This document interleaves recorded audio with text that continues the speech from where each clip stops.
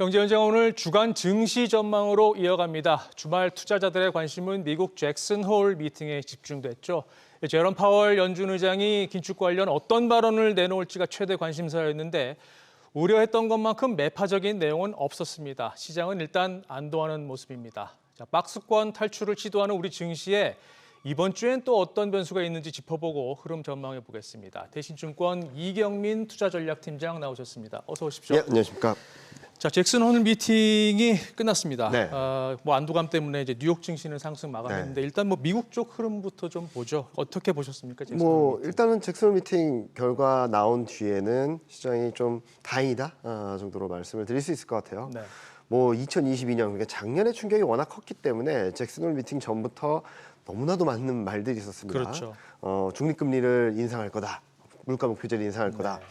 굉장히 매파적인 스탠스를 보여줄 거다라는 걱정을 했었는데 그 정도는 아니었거든요. 네.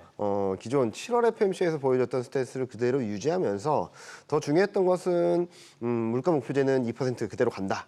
그리고 중립금리는 어렵지만 화끈하게 말하기는 어렵겠지만 네. 지금 실질 정책금리가 중립금리보다 높다. 이런 식으로 얘기를 하면서 시장이 우려했던 거. 그러니까 보통 기대가 컸거나 우려가 크면은 그보다 네. 조금만 못해도 시장은 되게 안도하는 경향이 있거든요.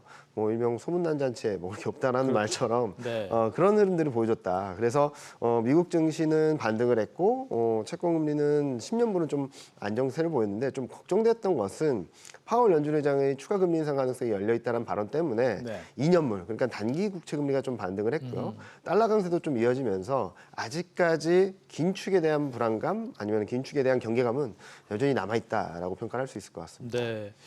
일단 다음 FOMC 회의는 금리 동결이라는 해석들이 많이 나오는데 맞습니다. 그렇게 봐도 될까요? 저희는 충분히 동결 가능성이 있다라는 말씀을 드리는데 걱정되는 것은 11월 달이거든요. 지금 11월 FMC에서 금리 인상 확률을 보면은 역전됐습니다. 금리 인상 가능성이 높다라는 확률이 네. 동결보다 높아졌거든요. 지난 주말을 기점으로. 네. 이런 것들을 봤을 때는 아직까지 금리 인상 사이클이 끝나지 않은 거 아니야라는 걱정들을 좀 하시는 것 같아요. 네.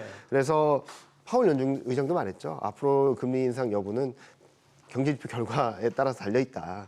아마 여러 경제지표들이 나올 텐데 그 결과에 따라서 일희일비하는 모습들을 보여주지 않을까라는 예상을 하고 있습니다. 그게 파월 의장이 의도한 거잖아요, 사실. 어떻게 본다면은 증시가 뜨겁지도 않고 너무 차갑지도 않은 흐름들을 좀 원하는 것이 아닌가라는 생각을 하거든요. 네. 막 쭉쭉 뻗어나가는 그림보다는 그러니까 방향성이 명확해져서 긴축이 끝나지 않았음에도 불구하고 너무 뜨거운 증시도 좀 부담스러운 것 같고 네. 그렇다고 해서 너무 차가워져서 통화 정책을 펼치기에는 심리가 위축되는 것도 원하지 않는 모습들이 아닌가라는 생각을 하고 있고요. 네. 또 한편으로는 어떻게 보면은 데이터에 맞춰서 통화 정책을 결정하겠다, 거의 라이브 미팅 같이 가겠다라고 했던 것은 금리 인상 사이클이 어느 정도 끝나간다라고도 얘기를 할 수 있겠죠. 만약에 금리 인상 사이클이 지속될 수밖에 없다라고 말한다면 네. 그 추가 금리 인상 또는 포워드 가이던스를 제시했을 텐데 네. 그걸 없애버렸거든요. 근데 금리 인상을 한 번 할지 두 번 할지는 좀 더 남아 있겠지만 네. 끝나간다라는 시그널은 명확하다라고 생각하고 있습니다. 월스트리트저널은 사실상 금리 인상이 끝났다는 신호를 줬다라고 지금 해석한 네. 기사를 내놨어요. 여러 가지 해석이 가능하겠죠. 팀장님은 어떻게 해석하세요? 저희 대신증권에서도 금리 인상 끝났다라고 그렇게 생각하는 보십니까? 거 있습니다. 7월 FMC 이후 저희 채권 애널리스트가 발간한 보고서를 통해서 저희는 금리 인상 끝났다라는 말씀을 드리고 있고요. 그렇게 보는 이유는 지금 현재 시점에서 미국 경기가 너무 뜨겁다라고는 하지만 2분기를 기점으로 경기가 좀 둔화되는 사이클로 들어갈 것이고요. 네. 그리고 지금 물가도 코어 물가는 계속적으로 둔화되는 그림이고 CPI 주택 물가도 4개월 연속 둔화되는 그림이라서 지금 현재 시점에서 추가적인 금리 인상보다는 금리 인상 여지는 열어놓되 금리를 계속적으로 동결해 나가는 그런 사이클로 진입한 것이 아닌가라는 생각을 하고 있습니다. 네. 우리 증시뿐만 아니라 글로벌 증시 계속해서 지금 미국 국채 금리 흐름 보고 네. 있잖아요. 어쨌든 4% 위에서 지금 맞습니다. 움직이고 있는데 조금 다소 안정됐다고는 하지만 여전히 굉장히 높은 수준인 것 같습니다. 네. 이거 앞으로 어떻게 움직일지 어떻게 전망하십니까? 그러면 채권 금리 2년물은 가만히 있었는데 10년물만 왜 이렇게 올랐을까라는 네. 부분들은 첫 번째로는 경기에 대한 기대감이 굉장히 강해졌습니다. 미국 GDP 성장률 전망이 6월 달만 하더라도 1.1%였거든요. 올해 네. 전망이, 올해 GDP 성장률 전망이. 그게 지난 주말 기점으로 2%로 올랐습니다. 거의 2배가 올라간 거죠. 엄청 올랐군요. 엄청 올랐는데 어느 정도 레벨이냐면 작년 GDP 성장률이 2.1이거든요. 작년하고 비슷한 성장을 한다는 네, 기대감이 있는 거죠. 그리고 또 하나는 8월 초에 있었던 재무부에서 국채 발행 계획, 그러니까 3분기 국채 발행 계획을 발표했는데 기존 예상보다는 3천억 달러 이상 발행을 더 많이 한다고 했고, 그리고 중장기물을 더 많이 발행한다고 하면서 2년물은 가만히 있었는데 10년물만 급등을 한 모습들을 보여줬죠. 네. 자, 그러면은 앞으로 어떻게 될까에 대한 부분들은 두 가지를 보면 될 것 같습니다. 경기가 더 좋아질 것인가, 아니면은 수급이 더 불안정해질 것인가. 솔직히 말씀드리면 수급은 어떻게 예상하기는 좀 어렵습니다. 네. 그런데 어떻게 될지 모른다라는 불안감들이 더 크기 때문에 8월 달에 수급에 대한 불안감들은 가장 크지 않았나라는 네. 예상을 하는 거고요. 중요한 것은 이제 경기에 대한 기대감인데 지금 경기에 대한 기대감은 거의 정점에 도달해 있다라고 생각하고 있고, GDP 성장률 전망을 보면 예상했던 것보다 높은 수준은 맞지만 그렇다고 해서 경기가 3분기, 4분기, 내년까지 성장하는 사이클은 아니거든요.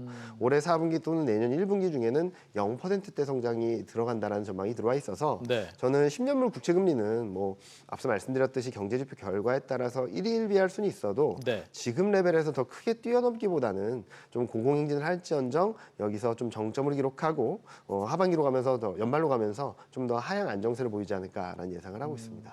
달러 흐름은 어떻게 보세요? 지금 원달러 환율 1,320원대에서 머물러 네. 있는데 계속해서 이렇게 답답하게 좀 움직일까요? 당분간은 좀 답답한 흐름이 이어질 수는 있다라고 생각하는데요. 달러 강세 그리고 원달러 환율 상승세, 위안화 상승세는 거의 정점을 통과하고 있다라고 생각을 하고 있습니다. 네.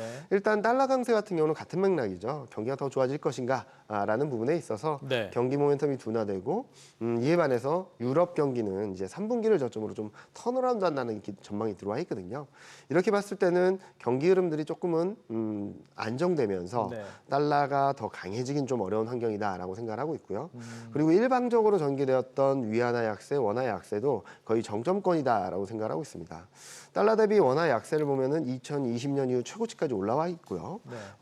무슨 말이냐면 더 강해지긴 어려운 환경까지 와 있다라는 거고요. 그리고 또 한편으로는 외국인 투자자 입장에서는 이 정도 레벨에서 사면 어찌됐든 환차익을 볼 수 있겠다라는 전망도 할 수 있겠죠. 이런 것들을 종합적으로 봤을 때 달러 인덱스는 104.5포인트 거기를 넘어서긴 좀 어렵다라고 생각을 하고 있고요. 네. 원달러 환율하고 위안화 환율은 지난주를 기점으로 좀 정점을 통과하는 것이 아닌가라는 예상을 하고 있습니다. 그렇군요.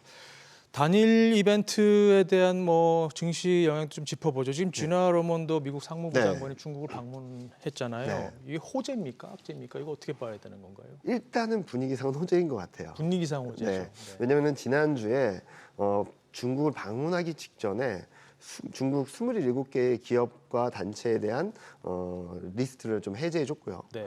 그리고 한국의 반도체 부품 수출 규제를 1년 또 유예해줬고 네. 또 직접적으로 우리는 중국 경기 침체를 원하지 않는다는 발언을 했거든요. 이게 단기간에 나오고선 곧바로 중국을 방문했다라는 거죠. 이런 것들을 봤을 때는 분위기상으로는 좀 화해 무드가 펼쳐지는 거 아닌가라는 기대를 하는 부분이고 네. 특히 이번에 방문하는 상무 장관 같은 경우는 직접적으로 수출 규제를 제한하는 실무자거든요. 네. 그래서 여기서 어떤 트리거 포인트가 있다면 미중 갈등이 더 고조되지 않거나 좀 완화될 수 있겠다라는 기대를 할 수 있는데 제가 보는 바로는 이런 것들을 가늠하기는 되게 어렵잖아요. 네. 그래서 제가 보는 포인트는 위안화입니다. 위안화가 여기서 좀 더 내려가고 지금 7.3까지 갔다가 좀 슬로해지고 있는데 위안화가 더 내려오게 된다면 이런 흐름들에 대한 안도감이 좀 강하게 반영되고 있다라는 말씀을 드릴 수 있을 것 같고요. 네. 솔직히 말씀드리면 미국과 중국 간의 갈등이 고조되고 있던 건 맞는데 실질적으로 서로 간에 피해를 주는 그림까지는 아니었다라고 생각하거든요. 어느 정도 선언적인 내용, 어느 정도 뭐 선전포고 같은 내용들이 많았긴 했지만 네. 서로 치고받으면서 서로의 경제에 피해를 줄 정도는 아니었다는 측면에서 네. 이번에 갈등에 대한 완화 기대감이 들어오게 된다면 좀 환율이나 시장은 좀 더 우호적으로 바뀌지 않을까라는 예상을 하고 있습니다. 그렇군요. 자, 이번 주에도 뭐 굵직한 경제 지표들 발표 예정돼 있습니다. 네. 눈여겨봐야 하는 지표는 뭡니까? 일단은 PC 물가죠. 31일 날 발표되는데 PC 물가는 CPI랑 좀 다르게 PC도 반등을 하고 코어 PC도 반등을 한다는 전망이 들어와 있거든요. 아, 네. 만약에 코어 PC까지 반등을 하게 된다면 아마도 좀 시장에서는 좀 불안 심리, 금리 인상에 그렇겠죠. 대한 걱정들을 좀 할 수 있겠고요. 네. 그리고 그 다음 날 1일 날에는 고용 지표가 발표됩니다. 네. 또 고용 지표는 반대로 신규 고용자 수는 전월보다 또 둔화되고 실업률은 플랫하긴 하지만 임금 상승률이 전월보다 또 둔화된다는 전망이 들어와 있거든요. 네. 이렇게 보면은 하루하루 상관으로 금리 인상에 대한 걱정, 안도 두 가지가 좀 엇갈릴 것 같은데 네. 여기서 핵심은 PC, 코어 PC 물가가 예상과 달리 플랫하거나 좀 더 떨어지게 된다면 시장에서는 주 후반 좀 강한 반등을 기대해 볼 수 있지 않을까라는 예상을 하고 있습니다. 아, 그렇군요. 자, 국내 증시 흐름 보죠. 코스피 흐름 지금 박스권에 갇혀 있다고 네. 앞서 좀 얘기를 나눴는데 이거 언제까지 이런 흐름 이어질까요? 좀 아쉽긴 한데 저도 3분기 중에는 코스피 2,800 근처까지 갈 수 있다라는 전망을 드렸었거든요. 네. 그 전제 조건은 2,550을 지키는 전제 조건이었는데 2,550을 갭으로 내려가 버렸죠. 네. 8월 16일 날 하루 만에 급락을 하면서 갭 하락을 했거든요. 네. 그런 상황에서 2,480은 중요 지지선으로서 지키긴 했지만 지금 좀처럼 2,540, 2,550은 넘어서지 못하는 상황이죠. 그래서 뭐 앞서 말씀드렸던 PC 물가라든지 고용 지표를 확인하면서 등락을 보이는 가운데 여기서 좀 긍정적인 분위기가 나타난다면 2,550선 돌파 시도는 가능하겠다. 네. 정도로 말씀을 드리고 있고요. 언제쯤 가능할까? 아마 이번 주, 다음 주를 지나면서 굵직한 경제 지표들이 굉장히 많이 나오거든요. 네. 한국 같은 경우는 1일 날 수출 데이터가 나오는데 여기서 주목할 부분은 수출 증가율은 마이너스 12% 정도로 예상이 되고 있는데 반도체 수출은 아마 연중 최고치를 기록할 수 있고요. 금액 자체가. 네. 그리고 무선통신기기, 핸드폰이죠. 핸드폰 수출은 연중 최대치를 기록할 수 있거든요. 이런 것들이 나왔을 때 IT 쪽이 어떻게 움직이는지, IT 쪽, 반도체 쪽이 움직이게 된다면 네. 코스피 2,550선 돌파 시도가 가능할 거라고 생각하고 있고, 네. 좀 긴 호흡에서 본다면은 지금까지 시장을 눌렀던 달러, 위안화, 원화, 뭐 10년물 채권금리 네. 이런 여러 가지 가격 변수들이 좀 안정세를 보여주게 된다면 저희는 뭐 9월 내에 2,600 돌파 시도 정도는 열어놓을 수 있지 않을까라는 예상을 하고 있습니다. 9월 내 2,600 돌파. 네. 네. 이달 들어서 개인 투자자들의 움직임을 보면 좀 테마주에 많이 네, 집중을 맞습니다. 했던 것 같아요. 네, 네. 이 테마주 장세 계속 이어질까요? 어떻게 보십니까? 시장이 정체돼 있고 모멘텀이 부재한 상황이다 보니까 그리고 많은 투자자분들이 2차 전지로 굉장히 급등하는 모습들을 경험하다 보니까 네. 새로운 테마를 찾는 흐름들이 좀 많이 나타나고 있는데요. 제가 생각하기에는 테마주도 잘 보시면은 사이클이 있습니다. 근데 사이클이 점점 짧아지는 듯한 모습을 보여주거든요. 네. 한때는 뭐 하루짜리, 하루 반짜리 테마도 나오는 정도로 굉장히 짧아지고 있고 빠르게 전개되고 있어서 지금 시점에서는 테마주 장세가 좀 더 이어진다 하더라도 좀 조심해야 될 때다라는 말씀을 드리고 있고 네. 또 하나는 반대로 증시 흐름들이 좀 방향성을 보여주게 된다면 자연스럽게 테마주 장세는 좀 약해질 수밖에 없다라고 생각을 하고 있습니다. 그렇기 때문에 지금 현재 시점에서 테마주에 더 적극적으로 뛰어들기보다는 거기서 조금 한 발씩 물러나시면서 네. 지금 싸고 외국인이 좀 사고 있는 업종들을 네. 좀 집중하시는 전략이 맞지 않을까라는 예상을 하고 있습니다. 네. 중국발 리스크는 이번 주에 어떻게 계속해서 영향을 미칠까요? 우리 증시에 지금 하방 압력 가하는 게 지금 계속 이어지고 있는데. 일단 PMI 지표가 발표될 예정입니다. 이번 주에는 통계국 PMI랑 차이신 PMI가 발표될 예정인데 네. 컨센서스는 좋지 않아요. 예상보다 좀 못할 거라는 전망이 들어와 있는데 워낙 그동안 경제 지표들이 안 좋게 나오다 보니까 네.